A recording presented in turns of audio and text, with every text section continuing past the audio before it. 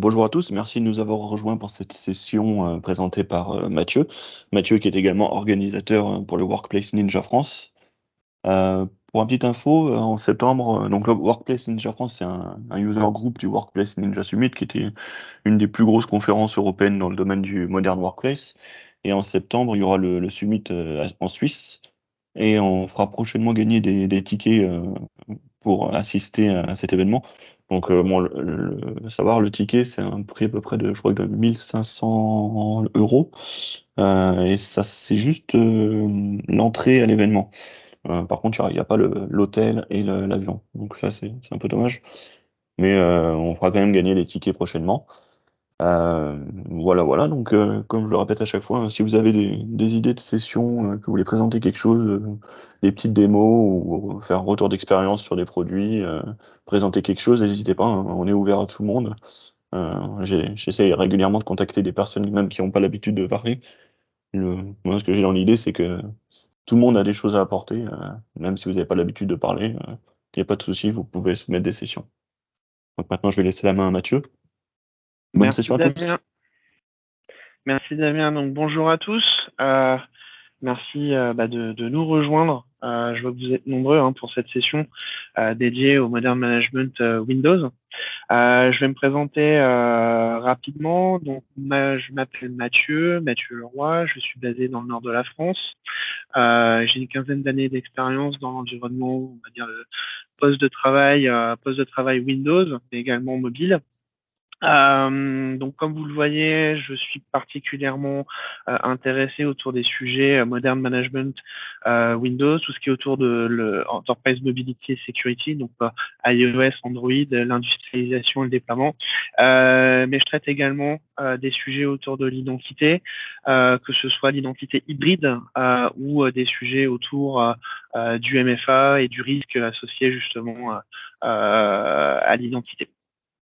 Vous pouvez me contacter soit par Twitter, soit par l'adresse mail que vous voyez affichée à l'écran. Et j'entretiens régulièrement également un blog autour des technologies de gestion moderne du poste de travail, mais on va dire Modern Workplace au sens large, sur www.mathieuleroy.fr.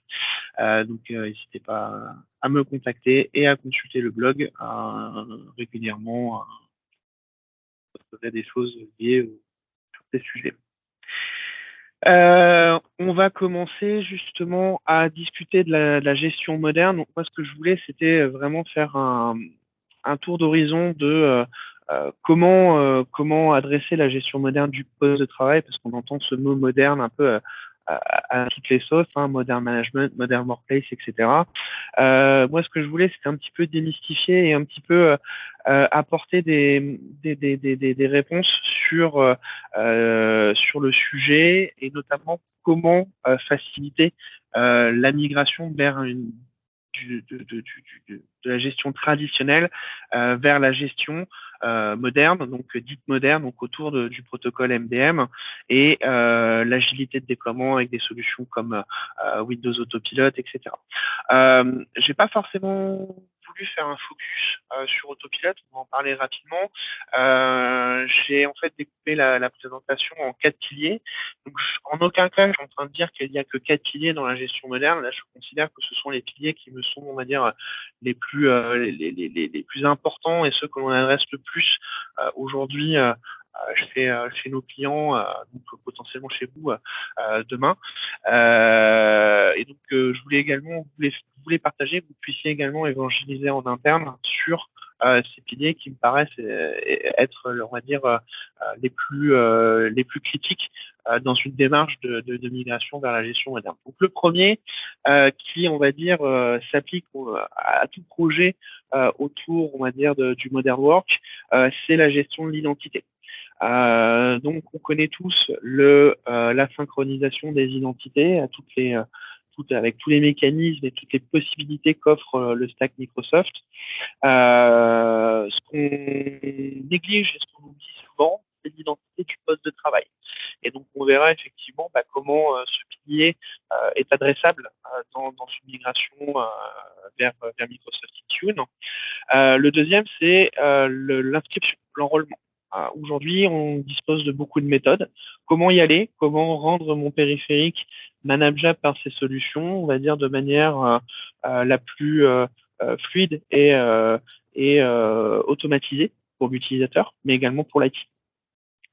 Une fois que j'y suis, quelles sont les bonnes clés pour gérer ce poste de travail? Donc on a tous subi la pandémie avec une modification de la manière d'adresser la gestion. On a souvent compris que le VPN, c'était pas forcément la meilleure solution et c'était pas la réponse à toutes les problématiques. On verra effectivement qu'est-ce qu'on doit mettre en place pour gérer correctement on va dire la configuration, le cycle de vie des applications et on va dire le management quotidien. Et dernier pilier qui, on va dire, est souvent malheureusement également mis de côté et pas assez travaillé, c'est les insights.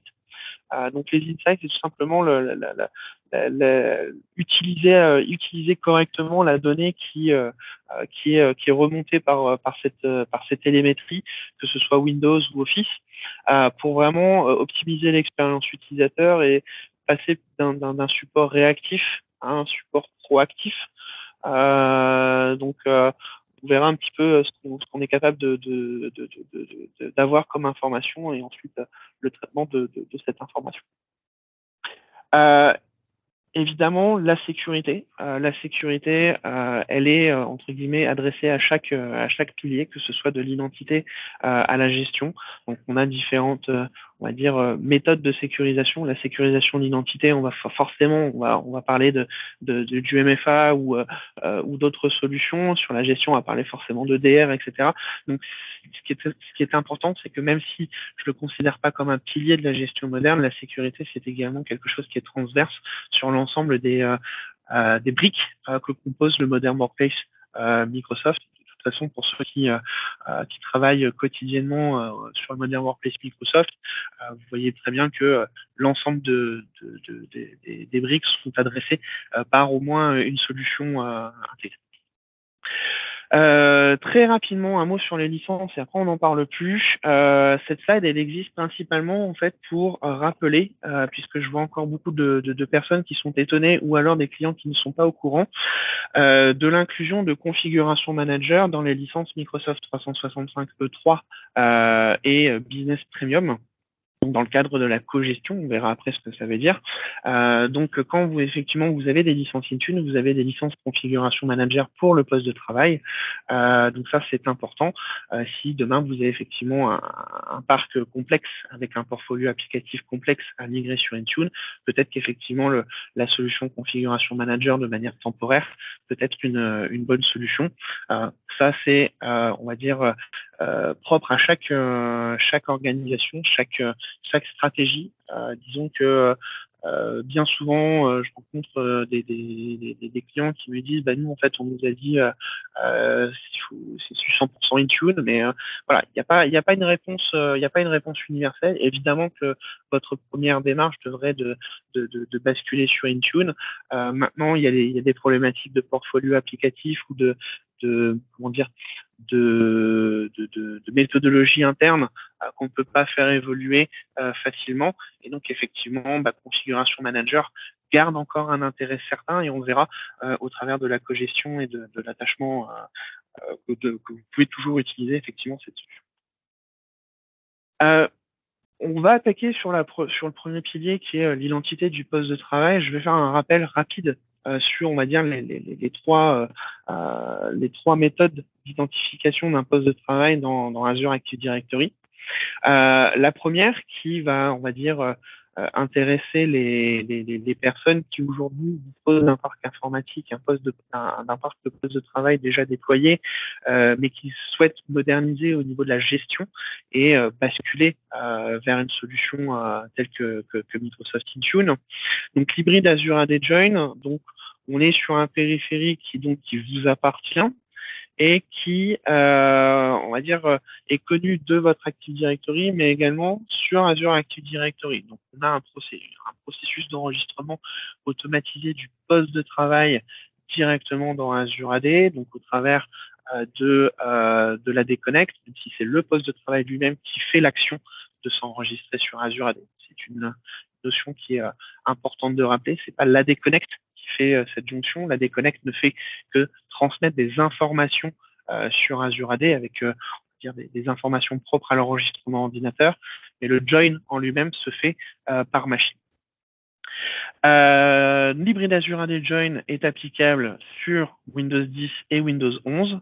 On a ce qu'on appelle du down level, donc pour Windows 8 et les versions précédentes de Windows Server, mais aujourd'hui la plupart du temps on va se focaliser sur ces deux OS, puisque effectivement c'est l'objectif de gérer, on va dire, de manière moderne le poste de travail. Cette jonction, en fait, elle se fait soit par GPO, soit via Configuration Manager. Configuration Manager va permettre de faire ça de manière, on va dire, automatisée et sur un nombre très important de postes de travail. Il y a une scalabilité qui est beaucoup plus importante via SCCM que par GPO. La GPO fonctionne très bien. On va travailler principalement dans ces scénarios d'hybride Azure avec de la cogestion Configuration Manager pour apporter la valeur Intune progressivement sur les postes en attendant qu'effectivement on bascule sur le deuxième état. Donc dans le cadre d'un remplacement de poste ou de remasterisation directement dans Azure AD, ça c'est quelque chose qui est également possible. Donc le deuxième état, Azure AD Join, toujours on est sur un device qui appartient à l'entreprise, mais cette fois-ci on oublie Active Directory. C'est-à-dire que le poste de travail ne sera connu que sur Azure Active Directory. Donc c'est désormais, on va dire, la bonne pratique pour la plupart des organisations. Je ne dis pas toutes les organisations, puisqu'on a encore des organisations qui nécessitent effectivement d'avoir ce lien avec, on va dire, le monde on-prem. On parle de moins d'1%, très clairement aujourd'hui, sauf si vous avez des cas très spécifiques liés à une typologie de gestion des impressions ou des applications qui ne supporteraient pas autre chose que l'authentification machine. Il n'y a aucun intérêt de faire cette hybridation dans le cas d'un nouveau déploiement. Donc, au-delà du fait de dire qu'effectivement Azure AD est la méthodologie à privilégier, il faut bien évidemment le justifier. Et le fait de ne pas partir sur de l'Azure AD, aujourd'hui, c'est très important. Il faut bien justifier les éléments qui empêcheraient de basculer sur Azure AD. Très clairement, aujourd'hui, je n'ai pas encore rencontré d'organisation qui a nécessité effectivement de déployer des connecteurs pour réécrire, on va dire, l'enregistrement ordinateur sur l'Active Directory. C'est quelque chose que je n'ai pas rencontré et que même si c'était souhaité, on a réussi effectivement à s'en passer. Pourquoi il est important de s'en passer? Tout simplement qu'après, on n'a pas de retour arrière. Le retour arrière, c'est tout simplement wiper le device et basculer sur Azure AD. Donc, faut pas se prendre la tête. L'Azure AD, c'est une solution qui est tout à fait compatible avec l'usage d'un poste de travail et l'utilisateur continue d'accéder aux ressources sur site, que ce soit les serveurs de fichiers, que ce soit les services intranet, etc., etc. Dans Azure AD, sur un scénario Azure AD, on sera principalement géré par Intune en standalone. Mais pour certains cas, on ne s'interdit pas qu'effectivement d'installer le client Configuration Manager, tout simplement pour des bénéfices, on va dire, relatifs aux applications. On a notre portfolio d'applications qui a été packagé. Il y a eu beaucoup d'investissements dans Configuration Manager. Donc, le temps nécessaire et le temps de packaging et le temps de test pour aller sur Intune, convertir ces packages vers Intune et peut prendre du temps. Donc du coup, effectivement, on ne s'interdit pas d'installer le client Configuration Manager pour avoir cette projection. Le troisième état au niveau d'Azure AD Register concerne uniquement on va dire les téléphones en mode diode. Donc là, en fait, on va principalement adresser ce sujet-là par Intune et du mobile application management. On va éviter, pour ma part, on va éviter de faire du MDM sur les téléphones personnels. Voilà. iOS et Android sont par définition des OS qui vont s'enregistrer en Azure AD Register. Seul Windows en fait est éligible à l'Azure AD. Au niveau des méthodes d'inscription, on va pas toutes les aborder. On va aborder en fait principalement l'auto-enrôlement dans le MDM via Azure AD Premium, Windows Autopilot, le co-management et l'équivalent via GPO. Donc là, en fait, ce sont toutes les méthodes qui vous permettent d'enrôler un poste de travail dans Intune. La plupart du temps, comme je disais, on voit l'Azure AD Premium et l'auto-enrôlement. Donc l'Azure AD Premium permet d'enrôler automatiquement dans Intune un périphérique qui se présente sur Azure AD. Donc à partir du moment où le poste de travail est enregistré dans Azure AD, on peut le faire gérer automatiquement par Intune. Autopilot, évidemment, par définition, lors de son déploiement, va s'enrôler dans la solution Intune. Windows Autopilot et Intune sont deux solutions entre guillemets différentes, même si Autopilot est intégré dans Intune, c'est deux solutions différentes. Le co-management et l'auto-enrôlement par GPO, ça c'est plutôt, on va dire, pour un parc existant, un environnement on-prem qui serait à migrer soit totalement, soit progressivement dans le cadre du co-management vers une gestion moderne. L'affinité utilisateur, c'est tout simplement la relation entre le périphérique et l'utilisateur. Donc, on remarque que les solutions d'auto-enrôlement, de co-management et de déploiement par GPO conservent toujours cette affinité, on va dire, périphérique et utilisateur. Et ça, c'est très important.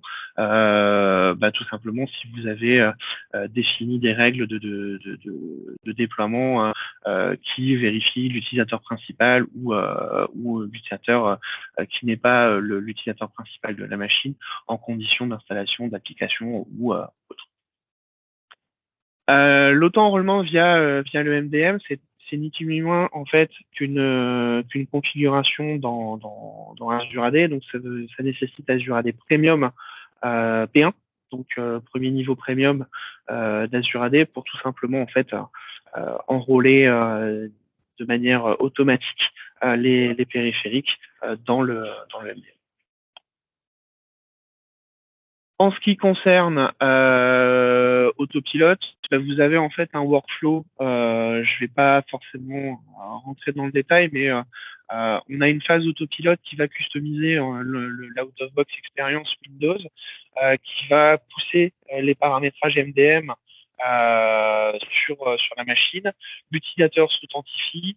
On a Intune et ou Configuration Manager qui va faire son boulot en termes d'installation des paramètres, des applications, de l'agent SSM dans le cadre du co-management, sachant que dans le cadre d'un co-management, maintenant on peut également activer une séquence de tâches directement post-autopilote.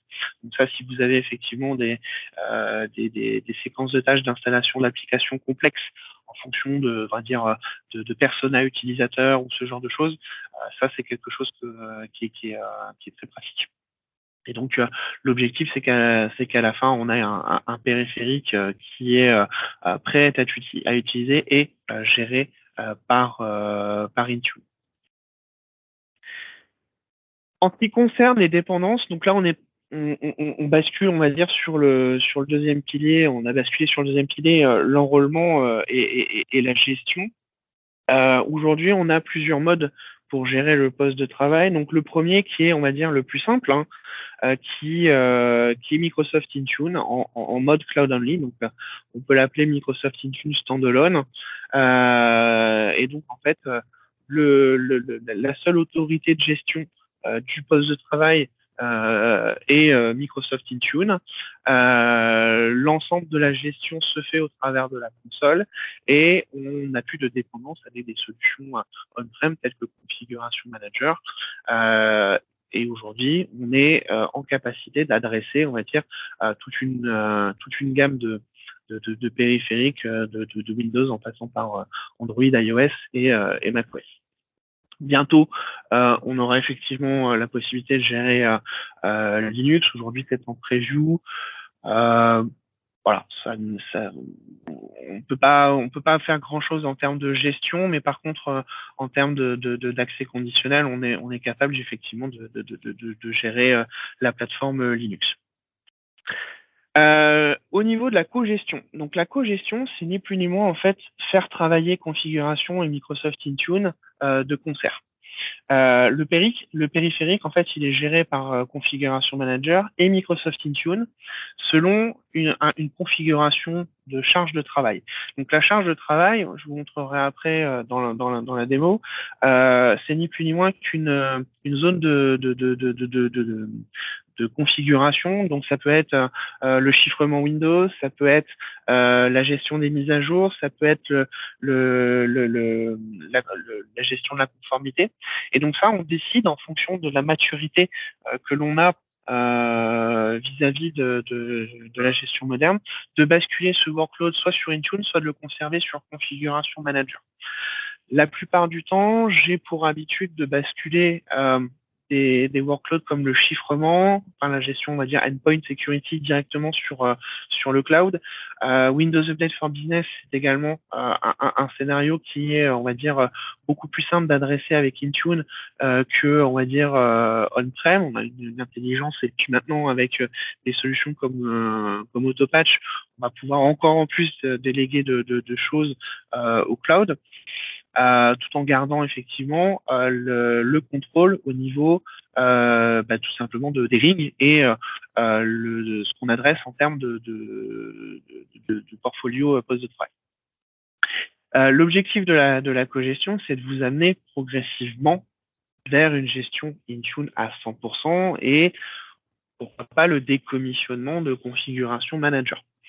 Il y a, on va dire, deux écoles de pensée là-dessus. En ce qui me concerne, conserver Configuration Manager et on va dire réduire sa surface d'installation sur le on-prem est une meilleure solution que le décommissionner, en tout cas pour l'instant, ne serait-ce que pour se conserver une roue de secours entre guillemets dans le cadre d'un déploiement applicatif complexe. Intune, même si on a fait un chemin très important sur la capacité d'adresser des déploiements d'applications, on est toujours limité par défaut à une taille de package contenu en dessous de 8 Go avec un espace de stockage qui, sans appel au support, est contenu également dans une certaine limite. Pour des déploiements complexes type AutoCAD ou Creative Cloud ou ce genre de choses, aujourd'hui, avec une solution de repli avec Configuration Manager et pourquoi pas une Cloud Management Gateway hébergée sur Azure, on va pouvoir gérer ça de manière un peu plus facilement plutôt que de créer des blocs de stockage sur Azure, etc. etc. Donc, le fait de conserver Configuration Manager va vous donner des options de gestion complémentaires à Intune. Sachant que de toute façon, vous pourrez piloter l'ensemble de ces process depuis la console Intune et de moins en moins vous connecter sur la console Configuration Manager. Donc, il y a du gagnant partout. Je compare souvent en fait cela par vis-à-vis d'un exchange hybride, par exemple, où à l'origine, l'exchange hybride était un état temporaire pour migrer sur Exchange Online, mais on se rend compte que la plupart des organisations l'hybridation est mise en place, l'hybridation elle reste là pendant encore quelques années. Donc pour moi, c'est la même réflexion avec Configuration Manager. Après, si vous arrivez, entre guillemets, si vos cas d'usage vous permettent de vous passer totalement de Configuration Manager, tant mieux. Décommissionnez-le, mais voilà. Vous avez des scénarios qui peuvent continuer à être gérés via Configuration Manager et des choses comme CM Pivot ou des fonctionnalités qu'on n'a pas dans Intune, on peut continuer à l'utiliser pour avoir justement des requêtes en temps réel sur les postes et continuer à utiliser l'agent SCCM comme étant fournisseur d'informations sur le poste, comme les inventaires, etc. Le co-management permet également de rétablir le support des, on va dire, plateformes que Configuration Manager ne supporte plus, comme Mac et Linux. Donc, si vous avez effectivement des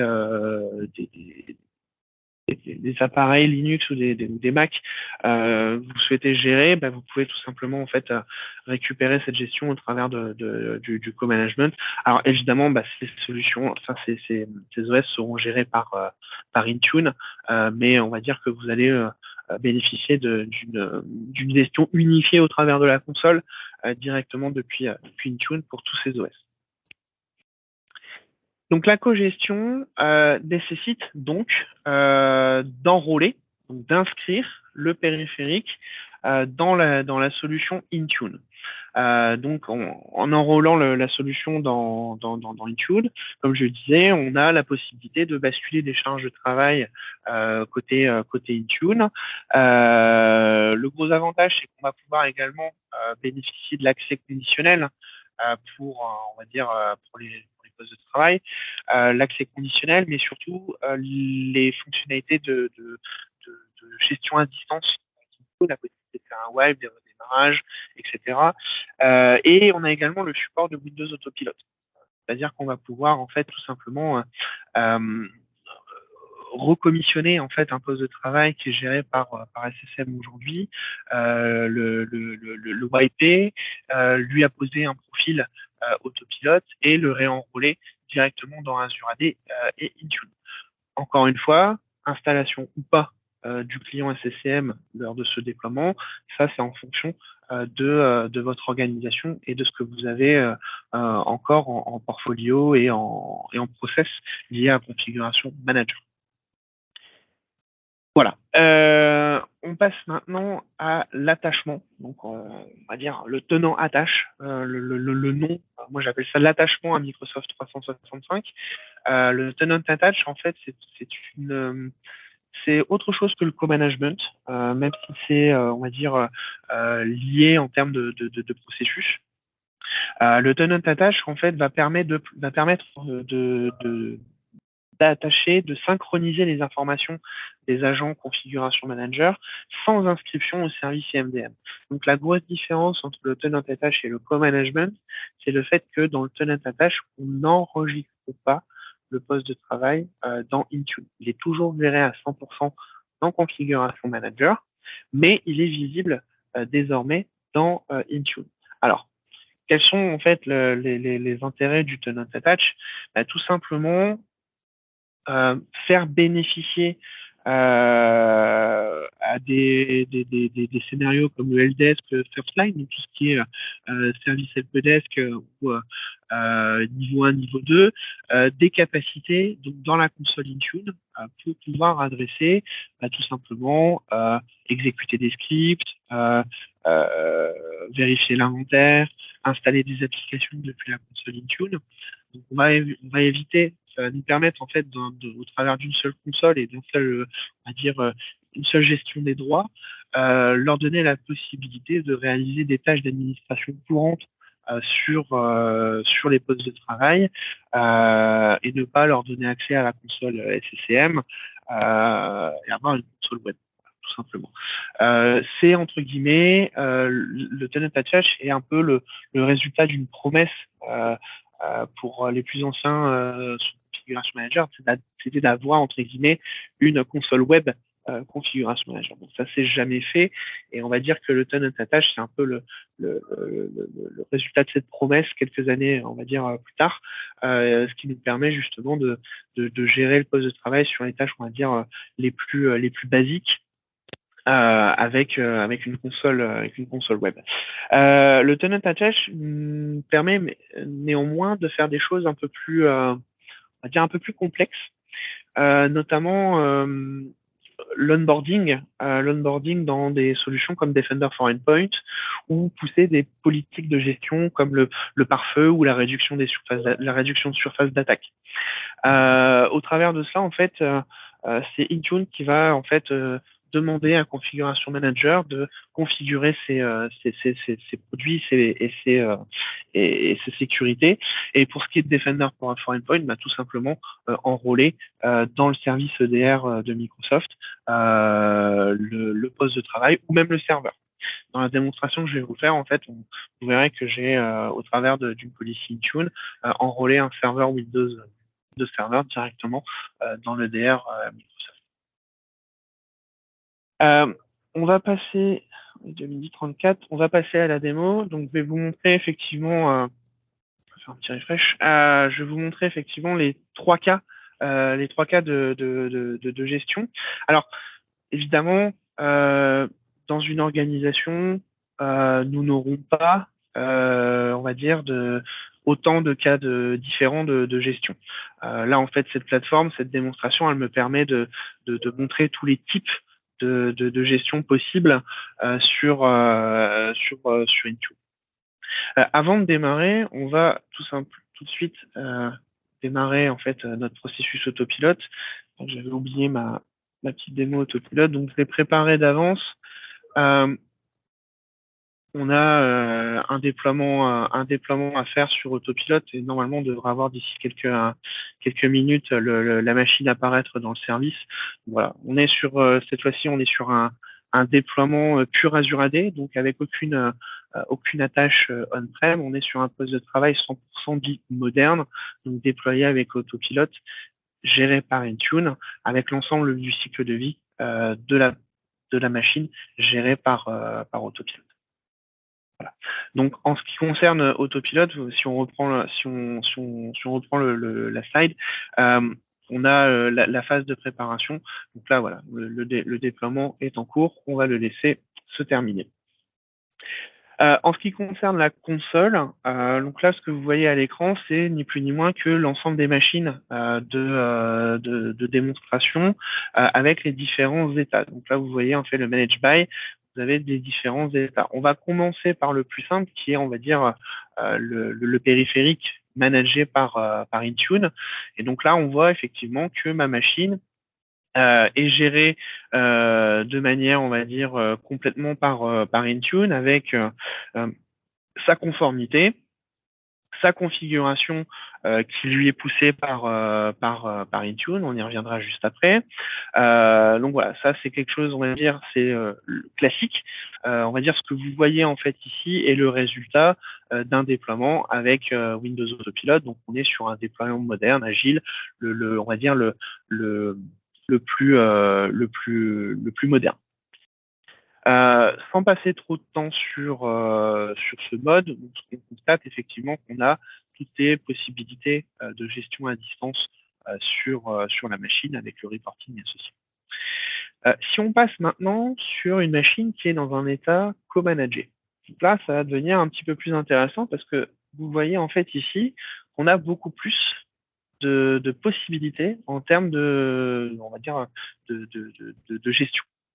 Donc, ce poste de travail est un poste de travail qui a un état hybride Azure AD Join puisqu'il a démarré sa vie en étant joint à Active Directory et plus tard, une jonction sur Azure Active Directory a été réalisée. Aujourd'hui, en fait, ce poste de travail a été enrôlé dans Intune au travers de configuration manager. Donc là, ici, on a la configuration de l'enrôlement avec également le tenant attach, puisque je cumule les deux. Et mon poste de travail, même s'il existe en fait dans mon inventaire, on le voit ici, il a bien un client configuration manager installé. Je le retrouve dans Intune. Et donc, j'ai une série, on va dire, de de nouveautés, on va dire, en termes de gestion. J'ai les informations du client, donc avec les différents les boundaries qui lui sont associés, est-ce qu'il est approuvé par configuration manager, etc. Quelque chose d'assez classique. On a la timeline également. Donc la timeline, c'est assez intéressant, c'est quelque chose qui est disponible au travers du co-management. On a effectivement des insights sur ce qui s'est passé sur le poste de travail, donc avec les erreurs et les différentes informations. Donc on a l'appartenance aux collections, donc toutes les informations en fait remontées par configuration manager, mais également on va dire l'inventaire, donc ce que vous avez l'habitude d'utiliser côté SCCM, vous avez cet inventaire qui est remonté. Pour finir, on a le troisième cas. Donc, on a vu l'Intune standalone, on a vu le co-management. Et le dernier, en fait, ici, c'est le tenant attach. Donc là, vous voyez, en fait, j'ai un serveur, j'ai un Windows Server, je sais pas, 2009 ou 2022, qui est managé non pas par Intune et qui n'est pas co-managé, mais il est managé par Configuration Manager, mais je le vois quand même dans ma console. En termes d'action, vous voyez que j'ai un petit peu moins d'action possible, puisque évidemment Intune n'a rien à voir entre guillemets dans sa gestion, mais j'ai quand même la possibilité au travers du tenant attach, tout simplement de synchroniser la machine policy. Mais j'ai quand même accès aux ressources Explorer, donc pour consulter l'inventaire. Je sais à quelle on va dire collection appartient le poste de travail, et j'ai également la possibilité de traiter les applications. Donc là, vous voyez, je pourrais tout simplement choisir d'installer une application qui est hébergée par SSM. Hein, c'est pas une application Intune. Je peux installer effectivement directement depuis la console Intune un VLC Media Player. Donc, ce que je peux faire, c'est prendre ce poste ici, celui qui est co-managé, parce que je peux faire exactement la même chose avec du co-management, et je vais lui installer par exemple Power BI. Hop, on va lancer l'installation. Et donc là, Intune va demander à Configuration Manager d'initialiser un déploiement applicatif donc sur la machine. Donc si ma machine est on-prem, c'est Configuration Manager qui va lui donner les sources. Si je suis chez moi en remote, eh bien si mon administrateur a mis en place un Cloud Management Gateway, donc une gateway de gestion hébergée sur Azure, les binaires pourront être téléchargés depuis cette gateway. J'aurais pas besoin du VPN ou quoi que ce soit qui me relie, on va dire, à l'infrastructure on-prem. Voilà. Là, on a la notification qui est partie, donc ça va prendre quelques minutes. On va continuer sur le reste. Hop. En termes de tenant attach, ce que je vous disais, c'est que même si on peut pas, c'est dédié entre guillemets à des scénarios helpdesk, le tenant attach permet désormais de pousser des policies directement sur les postes et notamment d'enrôler facilement ces machines dans l'EDR. Donc ici, dans la partie Endpoint Security, vous voyez, j'ai deux policies. Donc, j'ai une policy EDR MDM et une policy EDR Configuration Manager. Donc, en fait, ce sont deux policies différentes qui s'adressent à deux populations différentes. La première s'adresse à ma population Azure AD Join et hybride Azure AD Join. Et la deuxième s'adresse, entre guillemets, aux machines qui sont attachées, on va dire uploadées au travers de Configuration Manager. Donc, dans ce cas d'usage ici, ce sont mes serveurs que je souhaite onboarder dans Defender for Endpoint. Donc je crée une policy en fait spécifique config MGR et je vais retrouver mon serveur. Alors je ne vais pas vérifier, donc ce sera un petit peu l'effet démo. Est-ce qu'il est enrôlé? Est-ce qu'il n'est pas enrôlé? Hop. Alors il est enrôlé, c'est très bien. Je le vois ici. Voilà. Et donc, mon device a été enrôlé au travers tout simplement d'une policy, une policy Intune sur un poste géré par SCCM. Donc, c'est quand même très pratique. Alors même si on pourrait faire autrement, là aujourd'hui, je n'ai pas généré de package. Je n'ai pas généré de package d'onboarding. Je n'ai rien poussé sur le serveur, mis à part effectivement cette policy d'onboarding. Voilà. Pour ceux qui ont déjà déployé l'EDR, donc vous savez très bien que sur la partie 2019 et 2022, évidemment, c'est du gâteau, hein, parce que c'est natif. Sur la partie 2016 et 2012, c'est autre chose. On ne pourra pas forcément avoir le même cas d'usage aussi simple. Mais pour ce qui est, on va dire, des versions récentes de Windows Server, on est sur quand même un onboarding extrêmement simple. Voilà pour la partie, on va dire, gestion. Si je reprends, hop, le PowerPoint, voilà. On va discuter des configurations. On me pose souvent la question, oui, quelle est l'approche en fait pour gérer un poste correctement dans un poste Windows dans Intune. Encore une fois, il y a beaucoup d'écoles, il y a beaucoup de façons de faire. Moi aujourd'hui, je me suis standardisé sur cette manière où en fait pour on va dire un poste de travail Windows 10, Windows 11, je démarre toujours par les security baseline. Donc les security baseline, en aucun cas, je suis en train de vous dire qu'il faut partir sur la security baseline de Microsoft. Des baselines, donc un ensemble des collections de sécurité. Vous en allez en avoir beaucoup sur Internet. Hein. On va voir après, je discute de quelques baselines. Mais l'idée, c'est de standardiser sur une baseline pour 100% en fait de vos périphériques. Donc, on démarre avec des baselines de sécurité tels que le CIS, le STIG, Microsoft et les autres. Voilà, il y en a d'autres. Deuxième chose, on comble les gaps de configuration. C'est-à-dire que pour 100% des postes, vous avez ce socle nominal de configuration et de sécurité.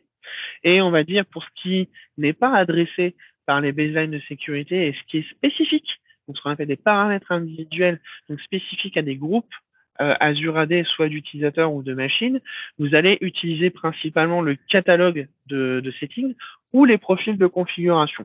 Pardon.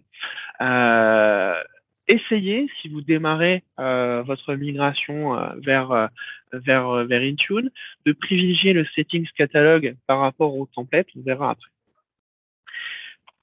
En troisième, les templates ADMX. Donc les templates ADMX, on va dire que c'est quelque chose d'assez récent dans Intune. Hein. Il y a moins de 18, je pense qu'il y a 18 mois, quelque chose comme ça, où en fait, c'est ni plus ni moins que de l'ingestion ADMX qu'on a pu faire depuis des années, mais on va dire de manière plus graphique et intégrée directement dans Intune.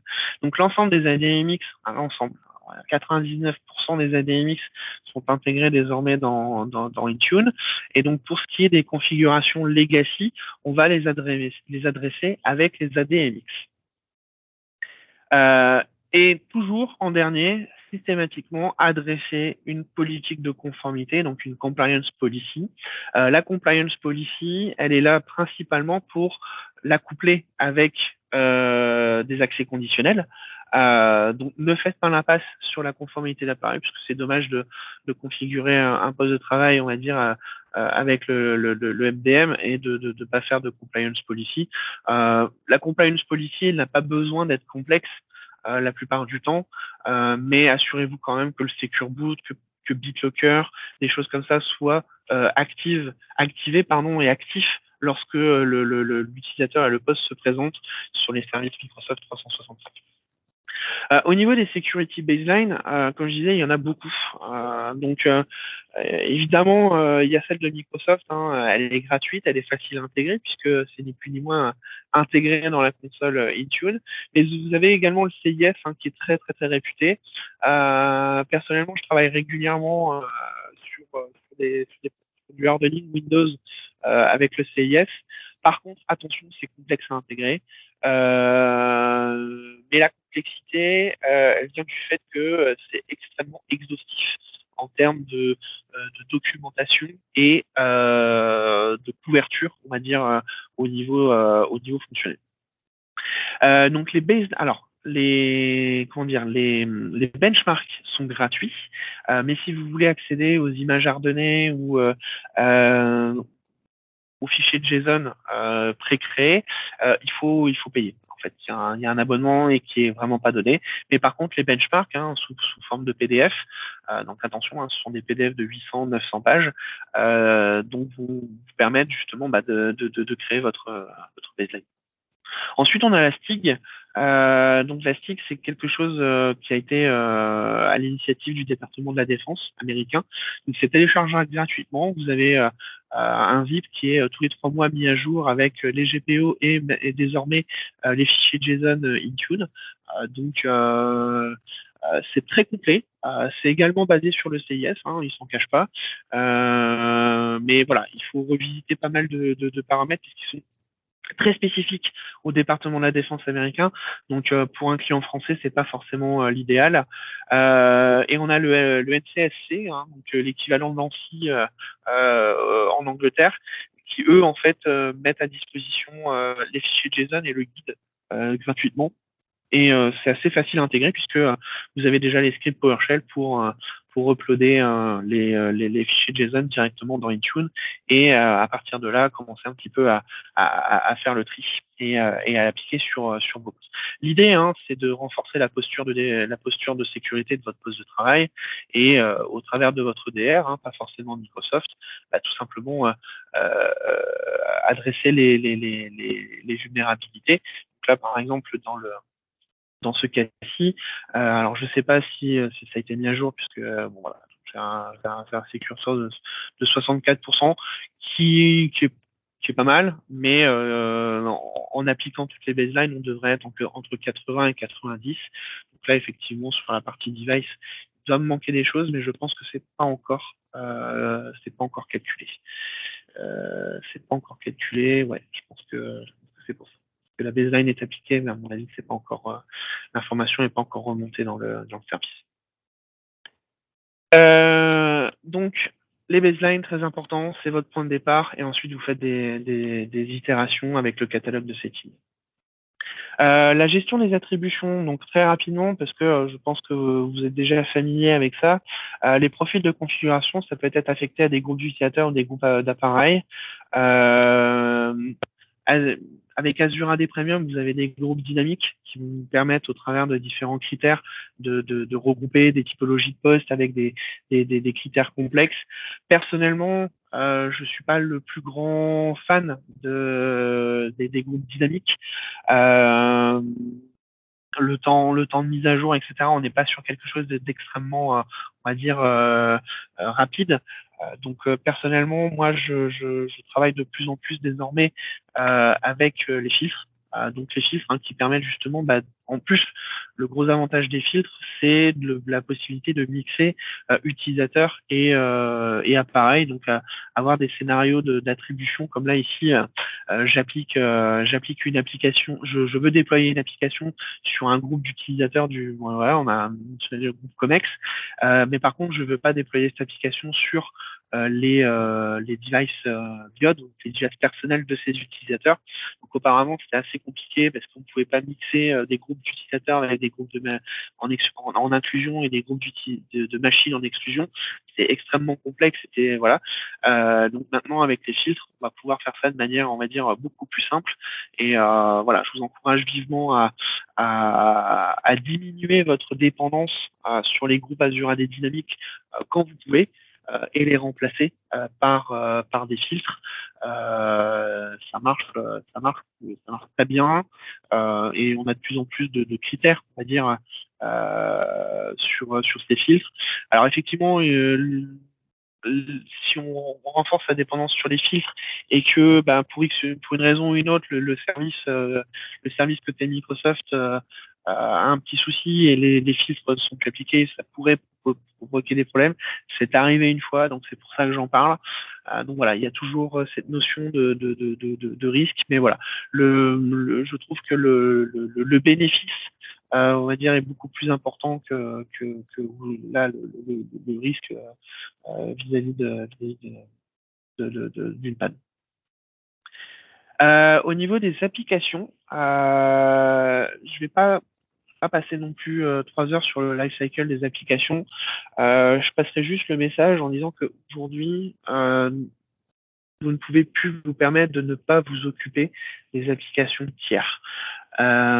Profitez de votre migration vers le modern management, vers Intune, pour vous doter de solutions ou de process plus ou moins automatisés, que ce soit en interne ou par un prestataire ou par un outil, pour patcher vos applications tiers.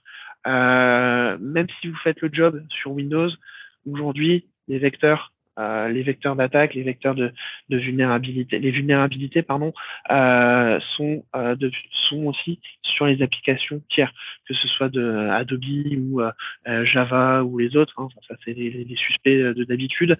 Mais voilà, on a parlé de KeePass il n'y a pas longtemps. Enfin, toutes ces applications sur vos postes de travail doivent être mises à jour régulièrement. Donc très très important. Ça, c'est quelque chose aujourd'hui, on essaye de faire un maximum d'évangélisation là-dessus. Si j'avais un produit à vous recommander, c'est évidemment Patch My PC. Patch My PC, hein, qui va vous permettre tout simplement de patcher tout un portfolio d'applications. Patch My PC vient de racheter Scatman, qui était un autre player sur le third party patch management. Voilà, c'est un produit qui est robuste, que je déploie et que l'on déploie depuis des années sur Configuration Manager. Et maintenant, il est tout à fait disponible sur Intune. Où là, vous voyez effectivement, j'ai des applications qui ont été créées par Patch My PC. J'ai rien eu à faire, effectivement. Voilà, donc on a le packaging de l'application qui a été réalisé, qui a été uploadé directement dans Intune. Et dès que la mise à jour est nécessaire, Patch My PC va faire le job pour créer le package et le déployer sur Linux. Donc très très important. C'est vraiment quelque chose à ne pas négliger aujourd'hui pour, on va dire, un poste de travail moderne et sécurisé. En ce qui concerne le paramétrage, donc je vous ai expliqué qu'effectivement, d'abord partir du design et ensuite compléter les gaps avec le catalogue de paramètres, hein, le settings catalogue. J'ai beaucoup de questions des admins, des clients, etc., qui me disent en fait, c'est quoi la différence entre le settings catalogue et le template? Parce que jusqu'à présent, on utilisait le template. Qu'est-ce que je dois faire? Est-ce que je dois migrer, etc. Alors, aujourd'hui, la réponse, elle est simple, c'est que si vous avez déployé vos policies via les templates et que ça marche très bien, il n'y a pas vraiment de raison aujourd'hui, il n'y a pas d'urgence à migrer sur le settings catalogue. Si vous démarrez votre migration et que vous avez effectivement un choix à faire, je vous conseillerais effectivement de basculer sur le setting catalogue le plus rapidement possible parce que effectivement ça vous permet de partir de zéro sur vos policies et de vous assurer que vous avez uniquement les paramètres que vous voulez par rapport, on va dire, à la migration de GPO on-prem vers Intune. Les templates, c'est une collection, on va dire, de paramètres prédéfinis par Microsoft et des fois, il n'y a pas forcément de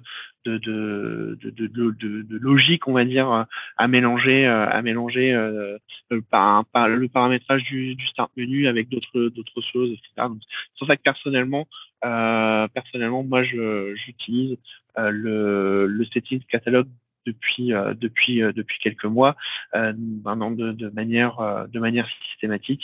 Donc là, effectivement, j'ai ma baseline ici qui est à 100% gérée par le settings catalogue. Voilà. Je vais conclure ici. Juste toucher 2 mots sur la partie Insight, parce que je vois que l'heure défile.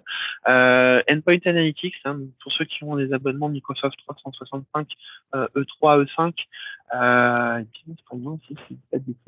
vous avez accès à Endpoint Analytics, donc qui vous permet d'avoir un maximum d'informations remontées par la télémétrie. Donc Ça vous permet justement de connaître les machines qui ont du mal qui mettent trop de temps à démarrer ou les applications qui plantent, ce genre de choses. Donc ça vous permet d'identifier et résoudre les problèmes à l'avance et si possible avant que l'utilisateur s'en rende compte. Un gros point positif sur l'endpoint analytics, ce sont les remédiations proactives. Les remédiations proactives, je pense qu'on pourrait en faire un webinaire dédié. C'est tout simplement en fait détecter et résoudre les problèmes au travers de scripts. Donc on va détecter un état et si l'état n'est pas conforme à ce qu'on attend, on va procéder à une remédiation. Donc c'est un moteur extrêmement puissant qui aujourd'hui est de plus en plus utilisé pour s'assurer de la conformité de services, ce genre de choses, ou des choses comme désinstaller une application. Enfin voilà, on peut faire beaucoup de choses et on va dire c'est votre imagination qui va limiter ce que vous pouvez faire avec l'organisation proactive. Pour l'instant, c'est quelque chose qui est géré, on va dire, avec une planification. Bientôt, je pense que dans quelques semaines, on aura la possibilité de pouvoir les initialiser à la demande sur un poste. Donc c'est un point en avant entre guillemets sur le proactif. Ça c'est quand même une super bonne nouvelle. On oublie souvent, mais on a également l'équivalent côté Office. Voilà, c'est sûr. Donc, je vous encourage vivement à aller sur config.office.com et à configurer la télémétrie pour le client M365 pour avoir un maximum d'informations sur, on va dire, ce qui est déployé sur votre parc et être en capacité de remonter des informations très pertinentes comme le crash d'add-on ou des temps de chargement extrêmement longs sur l'environnement Office. C'est une mine d'informations qui vous permet justement d'optimiser l'expérience utilisateur. Voilà, il nous reste peut-être 1 ou 2 minutes pour des questions. N'hésitez pas. Sinon, de toute façon, vous pouvez également me joindre soit par Twitter, soit par mail. Ce sera avec plaisir. Donc, il ne me reste plus qu'à vous remercier. Et puis, à très vite pour un autre webinaire. Super, merci beaucoup Mathieu. Je crois qu'au niveau des questions, la plupart avaient eu des réponses dans le chat. Je sais pas si d'autres personnes ont des questions. On parlait justement de la partie, j'ai mentionné juste avant que tu en parles aussi de la partie exécution de script à la demande. Et on était pas mal à se demander si ça allait être payant. À mon avis, oui. Ça fera partie, je pense, de la partie advanced, ce qu'ils appellent advanced endpoint analytics. Le but, c'est de faire de l'argent quand même. Rendez-vous le 1er mars pour, on va dire, le détail de Intune Premium. C'est ça, ouais. Je sais que quand j'avais diffusé l'info que j'avais trouvé sur les nouveautés à venir dans Intune, dans la partie développement, que j'avais diffusé ça, il y a quelqu'un qui m'a dit attention, en fait, ils se sont trompés, ils auraient pas dû le mettre. Oui, tout à fait. Ouais. Donc ça fait partie effectivement de comme le privilege access management, ce genre de choses qui vont faire partie d'un add-on payant Intune Premium. Donc on va dire avec des détails qui vont être communiqués et le prix qui sera communiqué, je crois, à partir du 1er mars. Christophe, oui, bien sûr, tu peux activer ton micro si tu veux poser une question. Yes, super. Bonjour à tous. Merci Mathieu pour cette belle présentation. J'avais une petite question concernant Autopilot en contexte Hybrid Join. J'ai fait quelques tests un peu de mon côté. Je crois qu'il n'est pas possible d'installer le client SCCM avec derrière du Provision TS, c'est-à-dire lancer une TS juste après l'install du client SCCM. Alors, il me semble que c'est pas possible en contexte Hybrid Join. C'est bien ça? En contexte hybride Azure AD Join? Oui. J'y arrive en Azure AD Join. C'est pas un problème. Donc j'arrive en fait, j'ai réussi à importer l'ID de déploiement dans le Provision TS, enfin dans la commande. Donc ça marche très bien en Azure en Azure AD Join, mais pas en Hybrid Join. Donc je voulais savoir, ou en tout cas peut-être avoir une confirmation que c'est pas pris en charge. Enfin que, en tout cas, l'install du client SCCM ainsi que le lancement d'une séquence de tâches n'est pas pris en charge dans le contexte, dans le scénario Hybrid Join. En fait, configuration manager se fiche complètement de l'état d'identité de ton poste. Configuration manager, que tu sois en workgroup, en domaine, en hybride, en machin ou en truc, doit fonctionner. Ceci dit, l'hybride Azure AD Join, c'est quelque chose d'assez, on va dire, honnêtement, c'est fait de briques et de broc. Donc, est-ce qu'il y a quelque chose qui empêcherait l'enregistrement du client SCCM dans la base de données et du coup l'exécution de la séquence de tâches? Techniquement, là, je vois pas pourquoi ça ne marcherait pas. Ma question, c'est est-ce que tu vas pousser le client SCCM en tant qu'application ou via ce que je suis en train de montrer à l'écran? Via le Co-Management Authority. En fait, j'ai fait exactement la même chose pour la partie en Azure AD. Ouais. Donc, j'ai configuré effectivement le Mhm. Co-Management Authority. Donc, j'ai autorisé à installer la dernière version de l'agent Config Manager avec derrière les arguments. Donc, ces paramètres fonctionnent très très bien en contexte Azure AD Join. Et en revanche, lorsque je passe en hybride, parce que mon client, malheureusement, il est encore en hybride et on n'est pas vraiment prêt de passer en Azure AD Join, et malheureusement, ça ne marche plus. Ce qui fait que, parce que le gros intérêt de pouvoir lancer une séquence de tâches, c'était d'éviter finalement, en contexte autopilot, de devoir recréer toutes les applications dans Intune. Bien sûr.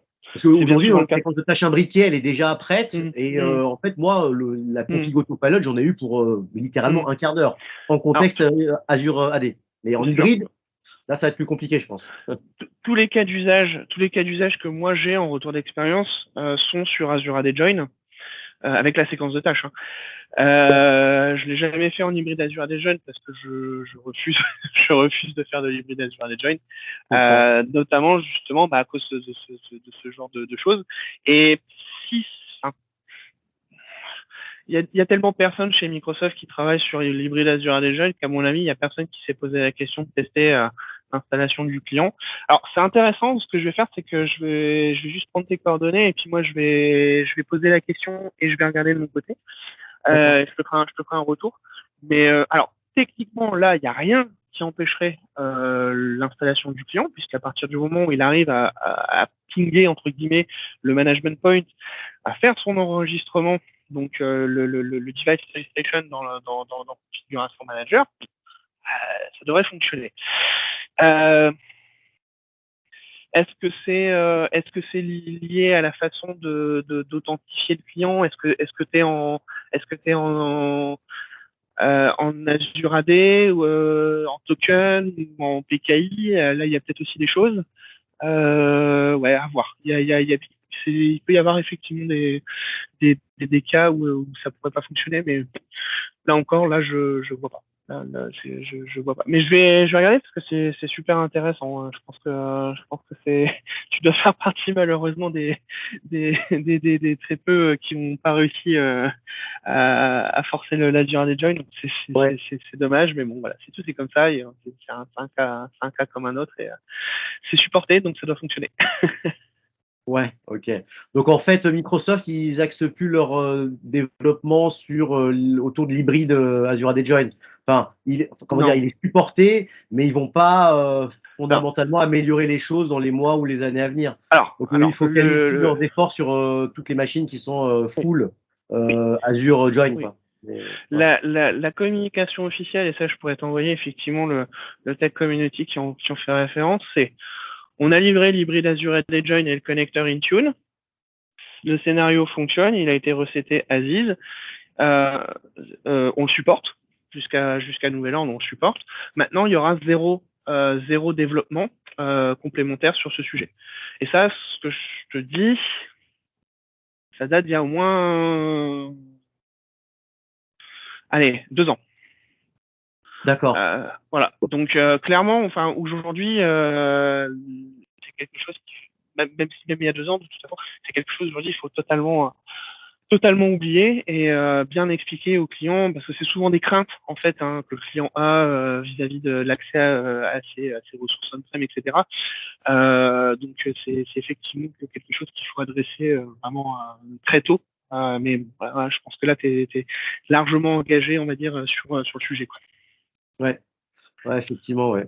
Oui, de toute façon, on n'est pas près de passer en full Azure, Azure AD Join. Donc, mais ok, bah, très intéressant. Merci beaucoup, Mathieu, pour tes lumières. Bah, merci beaucoup, merci beaucoup. Et de toute façon, là, je récupère tes coordonnées, puis, et Ouais, puis je te fais un retour. D'accord? ça marche. Merci beaucoup, Mathieu. Merci. Y a-t-il d'autres questions avant de clôturer?